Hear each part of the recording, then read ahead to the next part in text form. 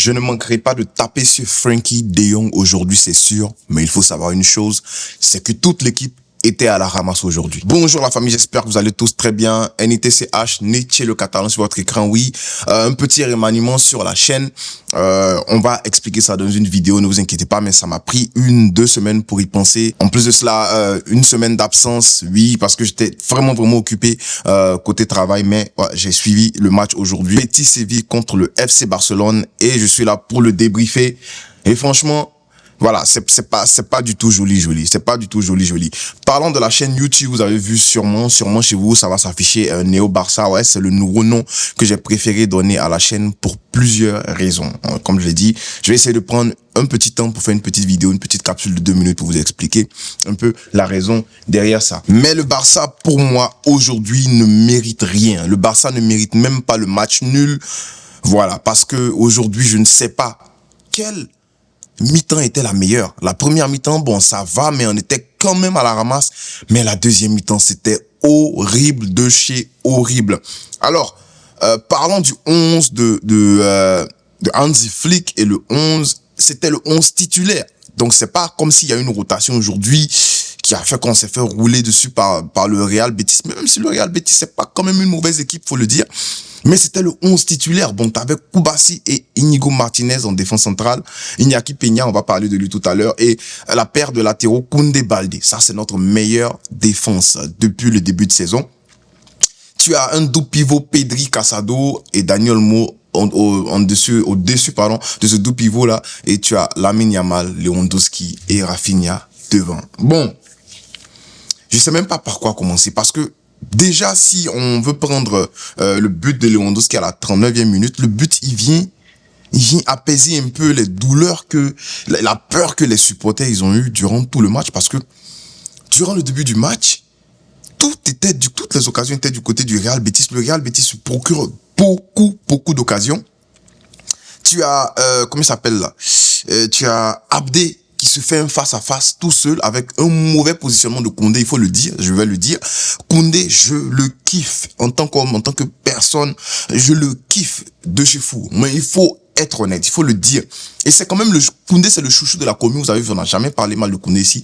Mais, appelons un chat un chat. Ça fait peut-être 3, 4, 5 matchs que Koundé fait de mauvais résultats. Il fait de mauvaises performances, de pires performances. Alors aujourd'hui, c'était exécrable de la part de Koundé. Passe décisive, faut le dire. Très belle passe décisive. J'ai vu des dépassements de fonction, j'ai vu des débordements sur le côté Lamine Yamal. Mais Koundé, il est bonifié quand il y a Lamine Yamal avec lui pour combiner. Ce qui est très normal. Hein. Tu te crées une relation, tu te crées une entente avec une chemistry, comme les Américains le disent, avec ton coéquipier, avec la personne avec laquelle tu partages la ligne. Et bien, quand cette personne n'est pas là et qu'on met un autre gars, c'est compliqué d'avoir les automatismes. C'est très normal. Mais il faut le dire, individuellement parlant, Koundé, c'était pas ça. Exemple, l'opportunité que s'est créé Abdé, ça c'est facile, 1-0. On prend le premier but en moins de 10 minutes parce que Koundé, il est très mal placé. Très mal placé, ballon dans le dos et puis paf, très mal positionné. Et c'est pas le plus rapide, il peut pas courir derrière Abdé. Donc voilà, mauvais positionnement. Après, qui sauve le ballon? C'est Iñaki Peña, c'est pour ça que j'ai dit je vais parler de lui. Iñaki Peña, normalement, il sort de ce match-là avec son clean sheet. Il sort de ce match avec son clean sheet s'il n'y a pas De Jong qui fout la merde. Alors, c'est des choses qui arrivent, j'ai pas envie de tirer sur De Jong, ça pourrait arriver à tout le monde, mais on va parler de sa performance. Laissons le penalty de côté, on va parler de sa performance tout à l'heure. L'entrée de Frenkie de Jong. Mais s'il n'y a pas ces 2 buts, s'il n'y a pas des erreurs défensives, ben, Iñaki Peña, normalement, il sort de ce match-là avec un clean sheet et avec une très bonne note parce qu'Iñaki Peña, c'est quand même 3 saves importants. C'est quand même 3 saves importants. Voilà, 3 face à face, il est save. Il est sauve, mais bon, il pourra pas être là tout le temps. Voilà, là, le dernier but le but de Diao, c'est impossible à enlever. C'est impossible. Ça, c'est la façon de contrer saurait pu seulement être bloquer le centre là-bas, ou bien le défenseur l'oblige à être dans une mauvaise position, ou bien le défenseur contre le ballon. Ça là, pour qu'un gardien prenne la façon dont le gars il a cherché le petit filet. Non, même un œil, tu peux pas parler de Peña là-dessus. Et j'ai vu des gens qui ont dit, ouais, le penalty, Peña, il a suivi le penalty, c'est tout. On dit que ça a été mal tiré, ça a été tiré mi-hauteur, je suis d'accord, mais quand même, c'était proche du poteau, c'était pas C'était pas un penalty tiré à la Mbappé, là, voilà. C'était quand même proche du poteau. Du coup, il fallait aller la chercher. Voilà, donc, j'ai pas envie de tirer sur Peña aujourd'hui. L'agenda qu'on a sur Peña, là, moi, je suis pas dedans. Ce match-là, je suis pas dedans. Donc, le Barça qui marque sur le but de Robert Lewandowski. Et ça, quel plaisir avec un Lamine Yamal qui est exceptionnel. Et franchement, même avant ça, il y a eu des opportunités où il donnait de très bons ballons. Ben voilà, le gardien sautait pour les récupérer. Vietti, si je ne me trompe pas, il sautait pour les récupérer. Mais il y a des moments où il trouvait quand même un bon décalage de l'autre côté là-bas. Il arrivait à centrer. Mais bon, c'était contré. Mais j'ai aimé le match de Lamine Yamal. Il était excellent. C'est pour ça qu'il est homme du match aujourd'hui pour moi. Hein, c'est homme du match aussi. Excellent match de Lamine Yamal. Et s'il y a quelqu'un qui vient créer le décalage pour le but, bah c'est la présence de Pedri dans le demi-espace. Parce que Pedri vient dans le demi-espace et il vient combiner avec Lamine Yamal. Et après, c'est automatique. Koundé, il sent comment je peux dire, le surnom sur le côté droit. Koundé, il prend la profondeur, il fait l'appel. On lui donne un ballon et voilà, il fallait aller chercher cette très belle passe. La belle passe sur Lewandowski qui a juste à taper une stade pas de but. Très bien créé. J'ai envie de dire que c'est un très beau but barcelonesque. Voilà, très beau but barcelonesque. Et voilà. On sort de la première mi-temps, on part à la première mi-temps avec un but à 0 et j'ai envie de dire que le Barça a eu quelques petits moments forts, disons 2 ou 3 moments forts. Mais après, c'était une domination, c'était dominé par la Real Sociedad, le Real Betis, pardon. Retour de mi-temps et j'avais envie de croire que mon Barça allait forcer, mon Barça allait revenir avec la faim au ventre et venir vraiment exterminer l'adversaire entre griffes, exterminer l'adversaire footballistiquement parlant.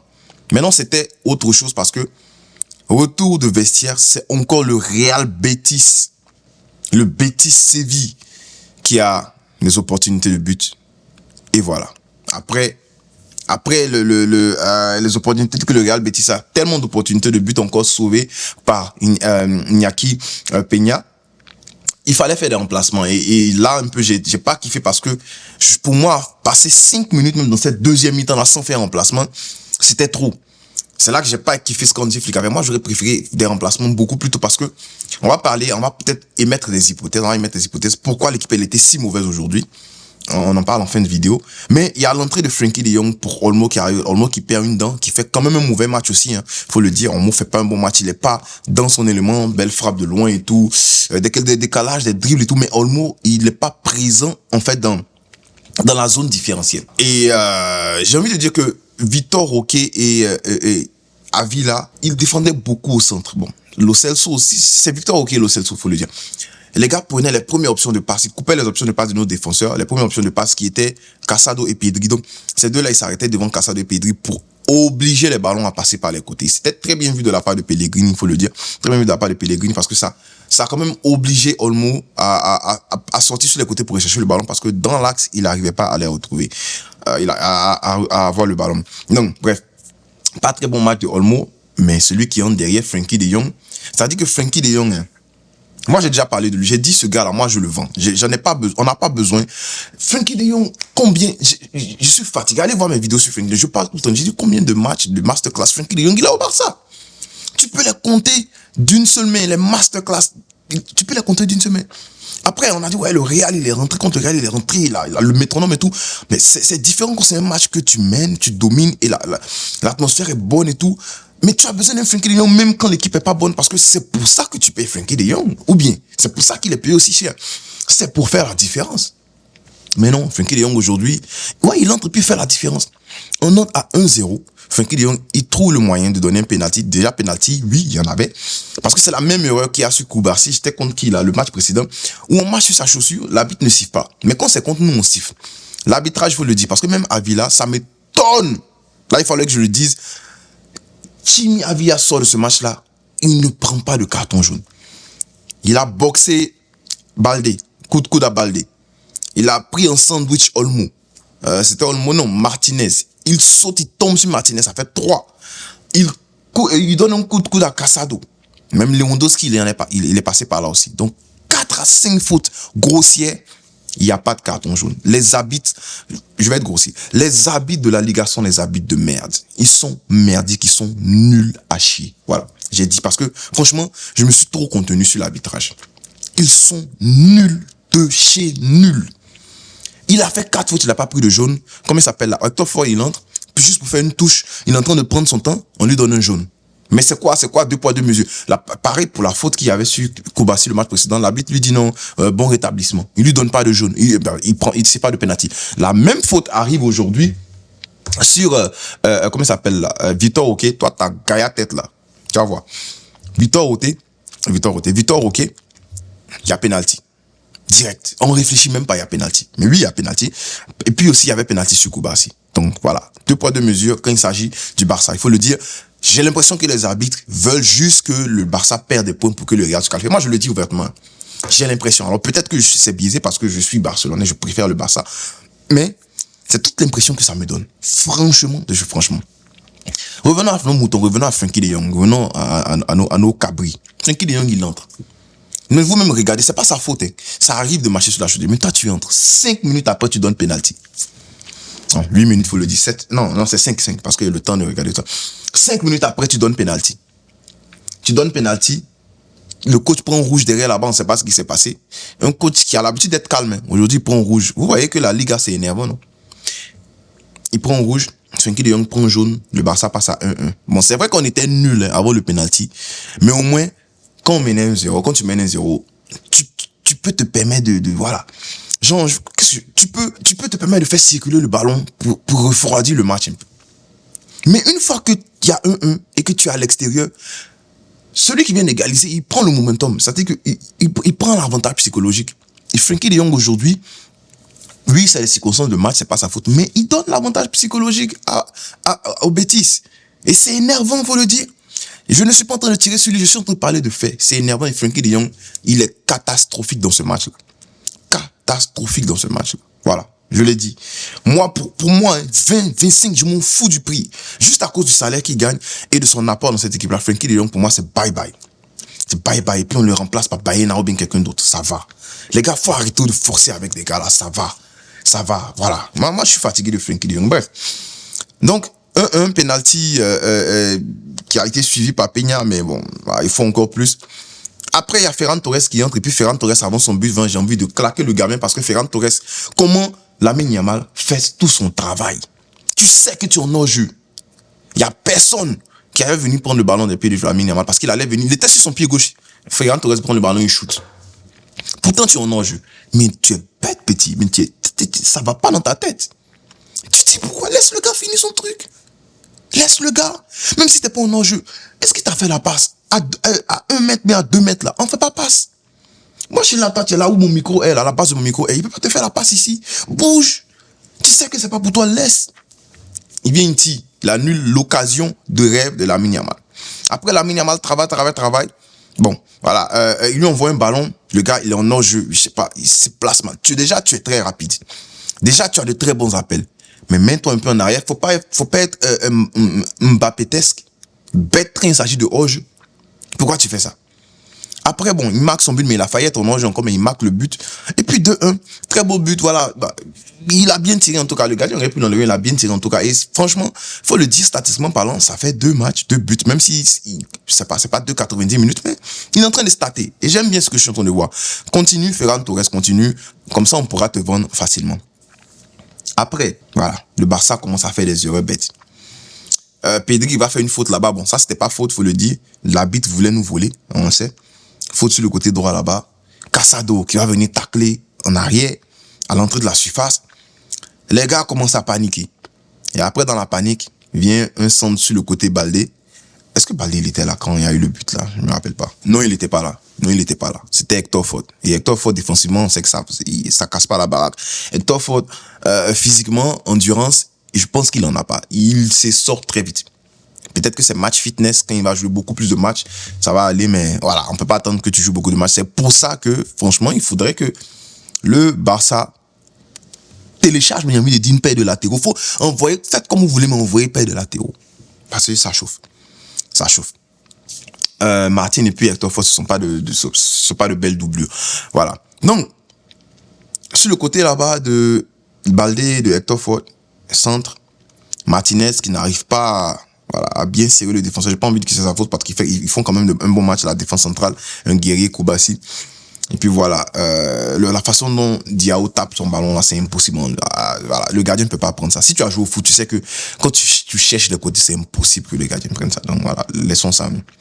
Donc voilà, et 2-2, j'ai envie de dire que le Barça ne mérite même pas le point parce que le Real Betis était la meilleure équipe sur le terrain pour moi durant tout ce match-là. Alors, toi et moi, émettons les hypothèses. Donc abonne-toi si ce n'est pas encore fait. Mais émets une hypothèse. Moi, je dis que ce Barça-là, déjà physiquement, ils sont essorés. Mais c'est un problème de banc parce que le banc n'a pas aussi de très bonne qualité comme le 11 de départ. Quand je le dis, tu vas me dire Gavi Ménich, Gavi il est bon, Gavi il est excellent, mais Gavi vient de ACL, les gars. Il va pas avoir son meilleur niveau là maintenant. Et petit à petit, ses entrées, il respire pas, c'est pas bien, c'est pas parfait, c'est pas beau à voir. De temps en temps, ouais, on a de beaux trucs, mais c'est normal. Après un an, tu joues pas au foot, tout le monde a évolué, c'est normal que tu prennes du temps d'évoluer. Donc Gavi fait pas de bons matchs. Frenkie de Jong, pareil, des blessures. Il paraît même que Frenkie de Jong joue avec blessure actuellement. Donc, on a moitié de Frenkie de Jong qu'on veut avoir. On a un Frenkie de Jong avec un pied. Disons ça comme ça. Pour moi, c'est pas la qualité. Et surtout avec le prix qu'il a coûté et le salaire qu'il prend, j'ai envie de dire, c'est pour ça que lui, je m'attache sur lui parce que il nous coûte cher. Voilà. Ferran Torres, voilà. Actuellement, ça va. Mais Ferran Torres, toi et moi, on est d'accord que c'est pas la qualité. Après ça, tu as les Hector Ford, tu as les Pau Vitor, ce sont des gamins. Tu as Eric Garcia, Pablo Torre, Fermin Lopez, qui depuis les JO, tu as l'impression que Fermin Lopez, c'est plus le même. Tu vois que le banc du Barça, ça va pas. Donc, c'est compliqué. J'ai l'impression que c'est ça le problème. J'ai l'impression aussi que les gars sont fatigués. Et voilà. Sinon, les opportunités, on en a. Les opportunités, on en a. Tu as Lewandowski souvent qui s'en va décocher pour centrer. Tu as centré ici, c'est toi qui dois aller têter. Voilà. Cette équipe-là, franchement, on a besoin d'un peu plus de fraîcheur. Si en hiver, on peut apporter les gars, on le fait. S'il y a des gars en B, faites-le monter. De temps en temps, les Fernandez, les cousins, les Fernandez, là, voilà, il faut tester des choses parce que j'ai l'impression que la Ligue, elle est encore longue. Il reste une vingtaine de matchs. Et c'est pas, même si le Real bat Girona aujourd'hui, ça ne veut pas dire qu'ils vont gagner. Même nous, si on gagnait que le Real perdait, ça ne veut pas dire qu'on remportait la Liga. Parce qu'il reste encore beaucoup de matchs. Mais il faut faire très attention. Il faut tester les choses. Faut apporter du sang frais à cette équipe-là. Parce que j'ai l'impression que les mecs sont en train d'être essorés. Même mentalement, ça commence à être fatigant. Un gars comme Lamine Yamal aujourd'hui, il s'est senti tout seul devant. Il s'est senti tout seul devant. Rafinha n'était pas dans son bon match. C'est pour ça qu'il est sorti d'ailleurs. Pour moi, il fallait même pas qu'il commence. Voilà, il n'était pas dans son bon jour. Donc, pour moi, Lamine Yamal, il a été un peu isolé. Il était seul aujourd'hui. Voilà. Ses poteaux, les cartes fantastiques n'étaient pas en forme. Voilà. Et ça arrive parce que on leur demande beaucoup d'intensité. Moi, j'ai peur de voir un effet Bielsa dans ce Barça-là. Les Bielsa, au moins, c'est une saison. Une saison, donne tout. Vous vous rappelez de Leeds, de Bielsa, vous donnez tout avec Rafinha, les Bamford. Et puis la saison qui suit, pouf, on les a tous perdus. Mais là, c'est juste début de saison. Du coup, j'ai envie de croire que le tir peut être encore recadré. Bon, je vais m'arrêter là parce que la vidéo est un peu trop longue. Dis-moi ce que tu as pensé en commentaire. Et puis voilà. On ne cesse jamais de le dire. Visca, et le Barça.